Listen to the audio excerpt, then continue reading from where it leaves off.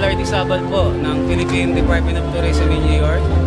Inaanyayahan ko po lahat na tumahok sa Winter Escapade 9. Nagaganapin po February 9 to 18, 2025 at itong taong nito po, ang aming pong mga lugar na bibisitahin ay Ilocos Sur, La Union, Ilocos Norte, Pangasinan, Baguio at siyempre po ang capital city of Manila.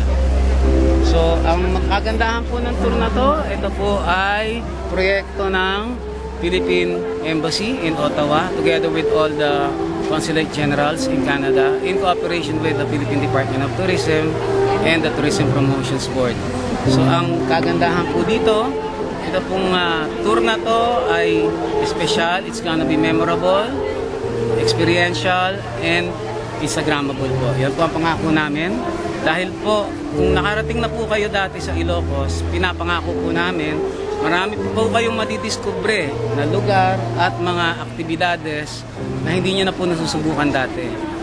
At isa pa po, ito po ay suportado rin ng mga local government units. So, asahan nyo po na nandun yung mga mayor and governor po ng mga bibisitahin nating lugar upang kayo po ay pakitaan nila ng kakaibang Filipino brand of hospitality. So, kung meron pong katanungan, kontakin nyo lang po any Philippine Consulate General or the Philippine Embassy in Canada as well as the Philippine Department of Tourism in New York and the Philippine Department of Tourism in San Francisco. Tara na po! Biyahe na po sa Pilipinas. So ano mga incentive para sa mga travelers? Ang incentive po rito, this is specially priced. So, the Philippine Airlines will be providing special airfare for the round-trip airfare. Plus, the tour itself is indeed value for money. Okay. It is beyond any tour package that you know. Okay. All right.